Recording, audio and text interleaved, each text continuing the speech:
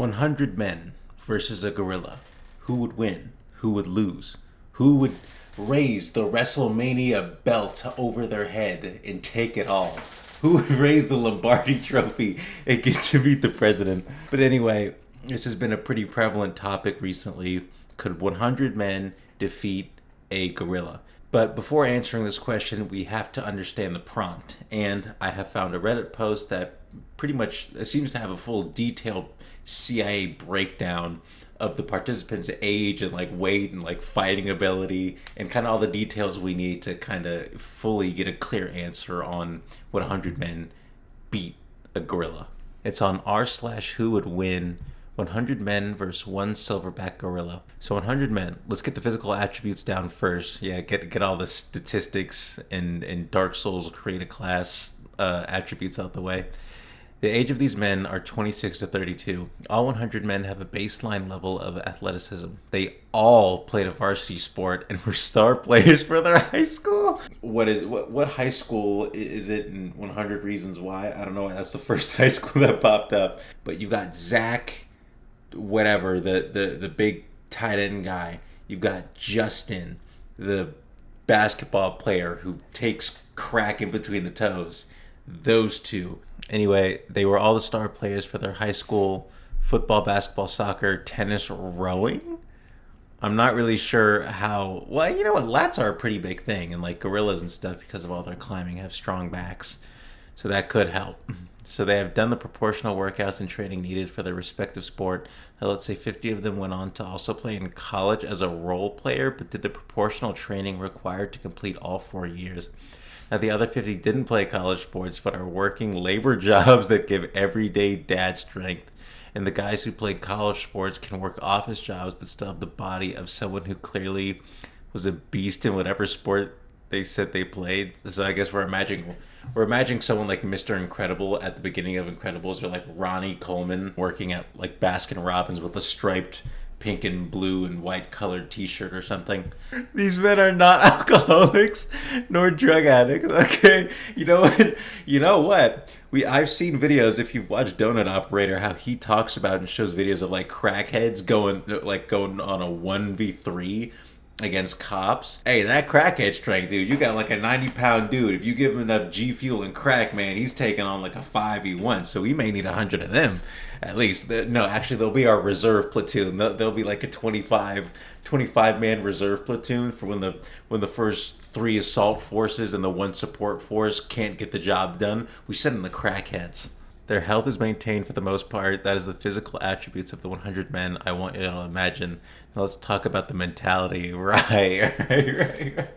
See, even if you had Zeus down there, 1v1ing a gorilla for the WrestleMania championship, if he's not mentally prepared, he's gonna lose.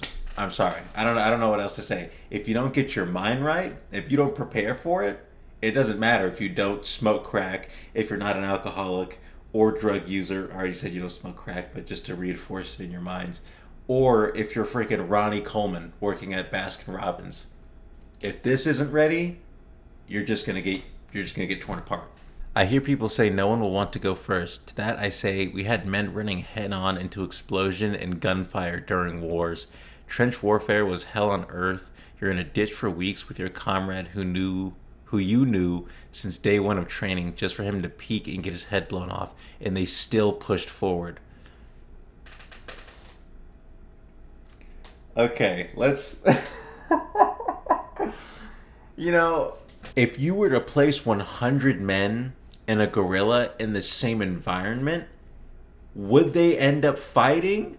I'm not totally sure. When you are in a boat deploying to a beach that you know there are enemies on who are ready and waiting to kill you, you're not exactly just going to stand there and get shot to hell by a machine gun and artillery fire, are you? Again, even in their situation, they really didn't have a choice. Most of them, I shouldn't say most of them, a lot of them didn't even make it off the boat. And the ones that did really weren't waiting for their turn. This mentality of willingness to die for a cause is insane. Omaha Beach had men already set up with machine guns mowing down your entire squad, and yet they still advanced. This courage is what these 100 men need. So this is the mentality going into the battle. Okay, so this silverback gorilla represents the entire Axis powers in every single force that was present, enemy force, Axis force present on the beaches of Normandy during that beach landing. Got it.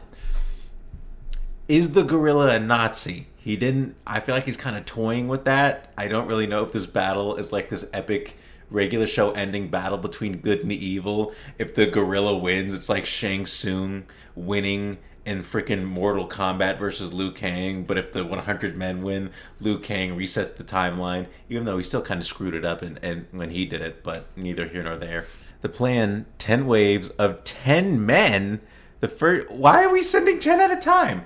Although, I did just start the sentence, I will say, having too many people go at the same time, they might get in each other's way, and then the attacks aren't any sort of productive. 10 waves of 10 men. The first 3 waves go with the objective to jab the eyes out.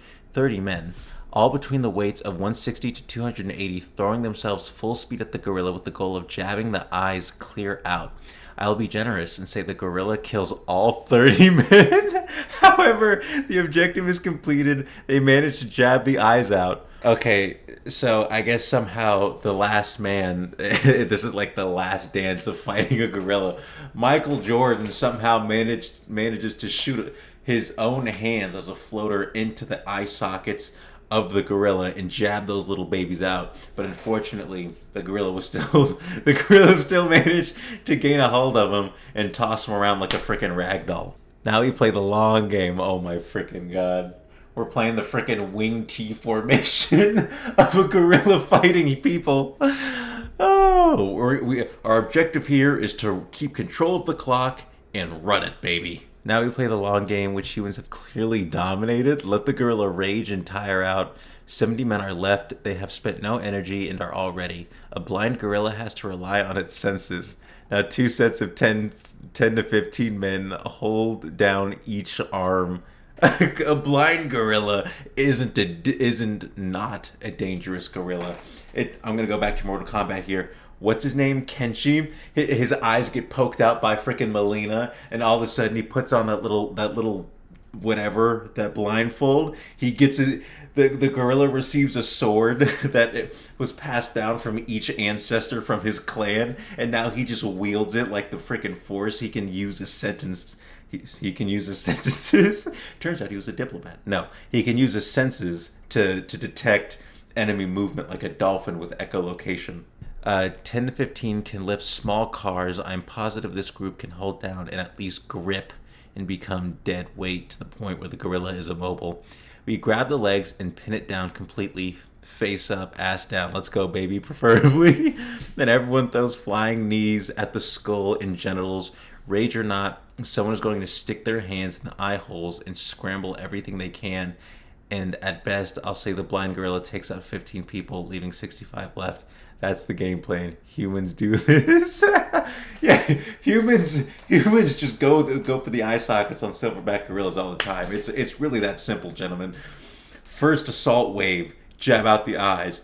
Everybody's dead. Obviously, drawing a parallel to the Normandy beach landings when the first wave probably got like absolutely decimated. Then we send in the second wave. This is our flanking force. We get around him, assuming that he doesn't cut you down with his katana using his echolocation senses. We grab a hold of each arms. He does a little bit of thrashing. He throws one guy up against a wall, and you like bust his brain on the wall, and like all the matter is like sliding down. Very gross, right? Now, the final wave, our reserve crackhead group comes in for the finisher. Again, not fatigue like he said. We just gave him morphine and crack, just like the Japanese said. They may OD, and actually that's where some more of those 15 losses came in because of ODing, not because of the gorilla. But yeah, they go for the penis, the balls, the prostate, anything, dog. It is desperate time. If we've called in the crackheads, it is game time. We either finish this now or we all perish together. So we do that, and then eventually One of the crackheads drops a dime inside of the eye socket. He's desperate. He reaches in there, messes with the brain. Game. Honestly, it's not a bad plan. I mean, I don't know. If I was one of the 30 men reading this, I would surely hope I'm not part of the first wave. And if I was, I don't know if I would agree with it then. But with the mentality of like pushing back the Nazi silverback gorillas, the experimental Nazi silverback gorillas, I think we could win this. So when it comes to 100 men versus one silverback gorilla, I think it's all about the plan. Clearly, this guy has thought it out extensively, and there's no weapons. And he didn't even say crackheads. That's something I came up with, right? So with no crackheads, no weapons, I think it's a solid plan. It could be done, and I think most people think of this through the lens of like, would anybody get killed? And I think that's a fairly obvious yes. But I think you could do it. If you go for those sensitive spots, I don't really know if like jerking him off would work, like he says, if going for the genitals and the prostate would work. I think that might make him angrier. But yeah, that is the theory on 100 men versus one gorilla. I was about to say 100 gorillas versus one man. I'm not even sure if Omni Man could do that. But yeah, that's about it.